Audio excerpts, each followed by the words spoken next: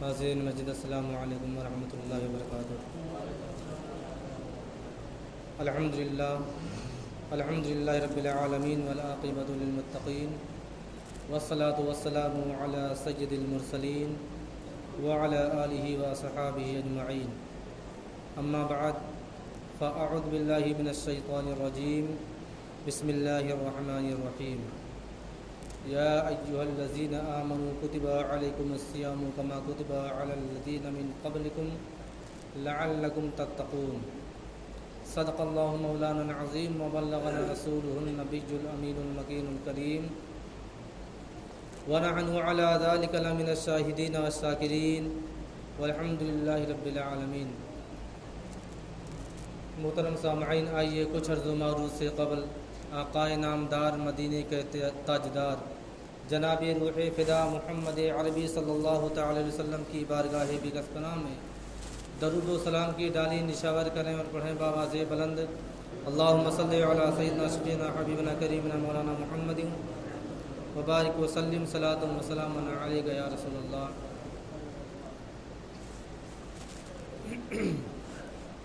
محترم سامعین، رمضان المبارک کا دوسرا عشرہ یعنی مغفرت والے عشرے میں ہم تمامی حضرات داخل ہو چکے ہیں۔ رمضان المبارک کی فضیلت کے اگر پہلو شمار کیے جائیں تو کروڑوں اور اربوں پہلو نظر آ سکتے ہیں۔ یعنی اللہ تبارک و تعالی نے اس ماہ مبارک کی جو فضیلتیں رکھی ہیں اور اپنے بندوں پر جو نعمتیں عطا کی ہیں اس مہینے میں، اگر اس کا شمار کیا جائے تو کوئی بھی انسان شمار کرنے سے عاجز اور قاصر ہو جائے گا۔ اور بہت سی فضیلتیں ہیں، اس کی بہت سی برکتیں ہیں، لیکن تمام برکتوں کا نچوڑ، تمام فضیلتوں کا نچوڑ صرف ایک لفظ میں ادا ہو جاتا ہے کہ اگر مسلمان کو، اگر اللہ کے بندوں کو، اگر روزے داروں کو، اگر رمضان المبارک کی فضیلت کے بارے میں، اس کے عزت و احترام، اس کی برکتوں کے بارے میں صرف اگر اس کو پتہ چل جائے اس کی کیا فضیلت ہے تو وہ بندہ ہمیشہ تمنا کرے گا، آرزو کرے گا کہ مولا تعالیٰ کاش میری پوری زندگی میں ہی رمضان المبارک ہی ہو جاتا ہے۔ سب سے بڑی فضیلت کے پہلو جو بیان کیا جاتا ہے مختصر انداز میں ایک لفظ میں کہ ہر بندہ خواہش، تمنا اور آرزو کرتا کہ اللہ تبارک و تعالیٰ میری پوری زندگی میں ہر ماہ رمضان المبارک کا ہی ماہ رکھتا تو بہتر ہوتا۔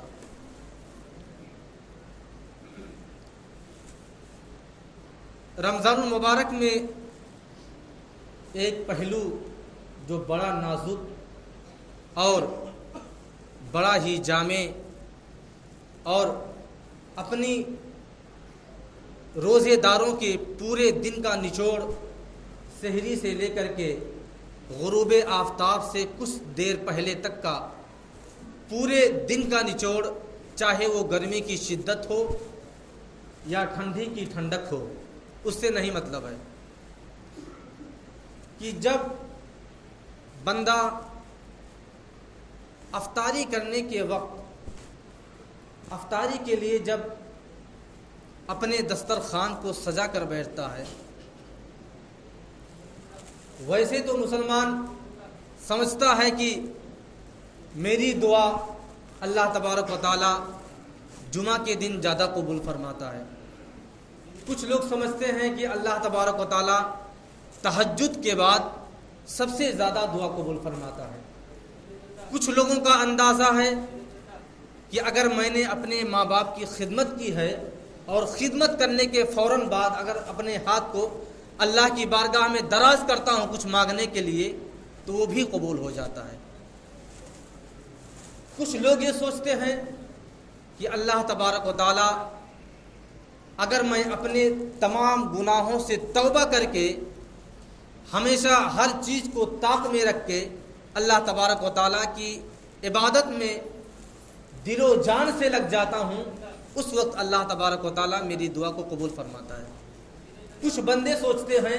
کہ اللہ تبارک و تعالیٰ جمعہ کی نماز کی 2 رکعت کے بعد سب سے زیادہ قبولیت کا وقت ہوتا ہے، اس وقت لوگ دعا مانگتے ہیں۔ لیکن ان تمام چیزوں کا مجموعہ، اگر ان تمام چیزوں کو ایک جگہ رکھا جائے اور افطاری کے وقت کو، مختصر سے وقت کو، افطاری سے پہلے کا جو وقت ہوتا ہے، اس وقت کا آپ اندازہ لگائیں تو آپ کے حساب میں پتہ چلے گا کہ کروڑوں لوگوں میں سے صرف ایک کی سوچ غلط ہوگی،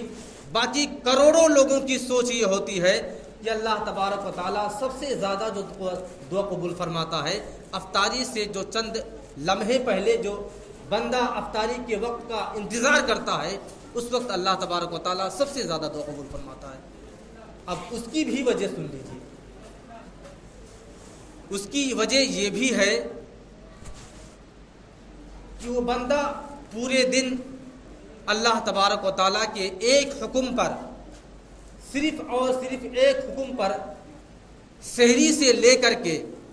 اور افطاری کے وقت تک کم و بیش اگر بڑے دن میں شمار کیا جائے تو وہ 19 سے 21 گھنٹے تک ہو جاتا ہے، اور تپش والا دن ہوتا ہے۔ بھوک کی شدت تو محسوس نہیں ہوتی، لیکن پیاس کی شدت بہت زیادہ محسوس ہوتی ہے۔ لیکن اللہ تبارک و تعالیٰ نے روزے کو ایسی پوشیدہ عبادت رکھا ہے کہ بندہ اگر پیاسا ہو جائے، اس کو پیاس لگ جائے، اس کو پیاس محسوس ہو جائے، چلا جائے ایک بند کمرے میں، فریج سے باٹل نکالے پی لے، باہر آئے اور دھوپ میں چلا جائے، پھر اس کا منہ اسی طرح سوکھ جائے گا۔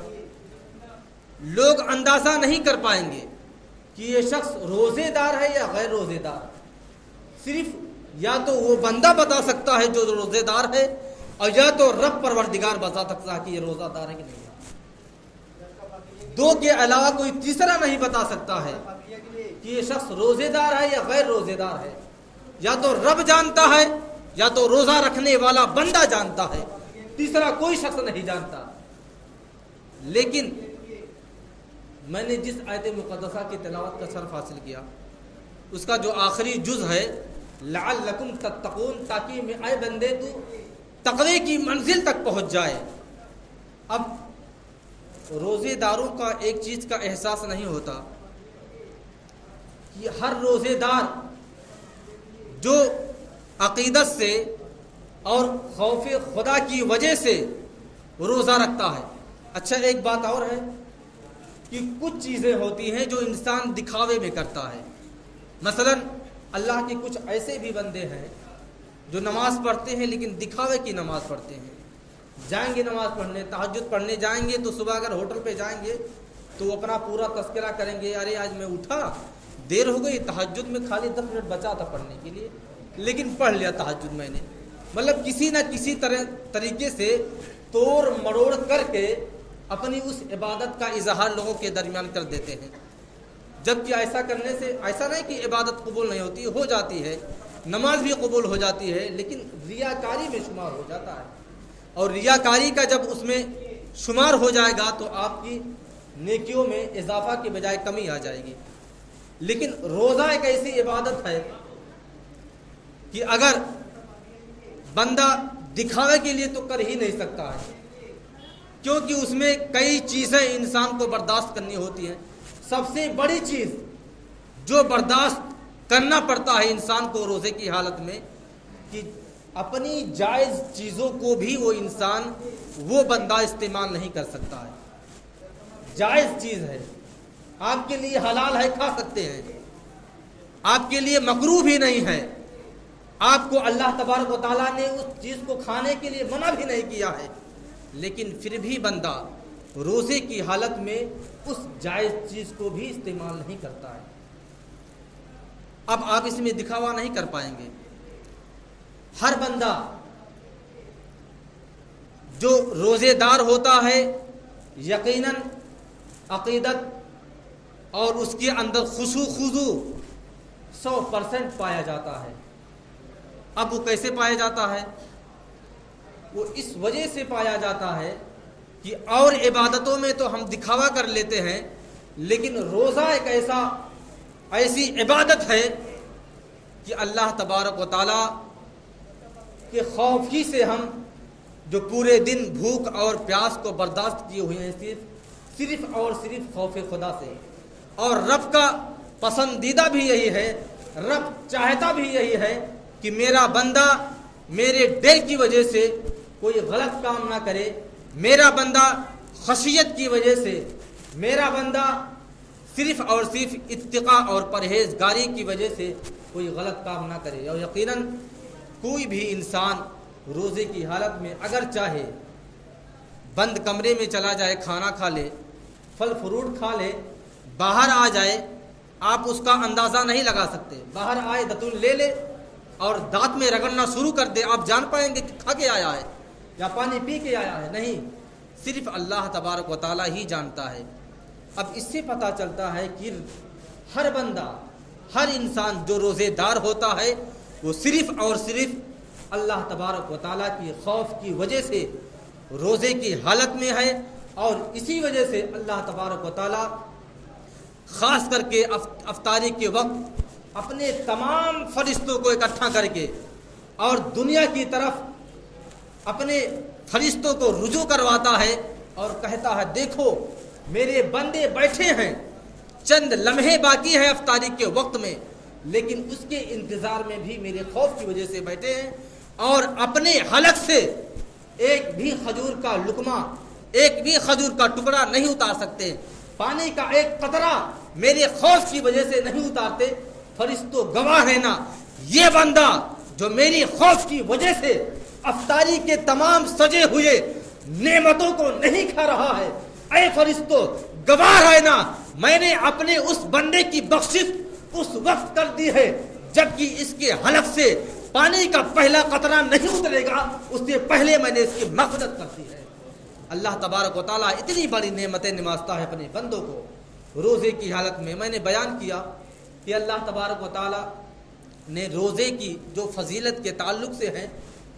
سینکڑوں اور لاکھوں کروڑوں پہلو ہیں، اگر اس کو بیان کیا جائے تو سالہ سال بیان ہوتا رہے، لیکن اس کی فضیلتیں، اس کی نعمتیں، اس کی برکتیں ختم نہیں ہو سکتی۔ اللہ تبارک و تعالیٰ کی بارگاہ میں دعا ہے کہ اللہ تبارک و تعالیٰ ہم تمامی مسلمانوں کو نیک بنائے، ایک بنائے، صراط مستقیم پر چلنے کی توفیق و رفیق عطا فرمائے۔ ہم تمامی مسلمانوں کے روزوں کو اور دیگر عبادتوں کو اللہ تبارک و تعالیٰ اس ماہ مبارک میں قبول و مقبول عطا فرمائے۔ وآخر دعوانا الحمدللہ رب العالمین۔ السلام علیکم۔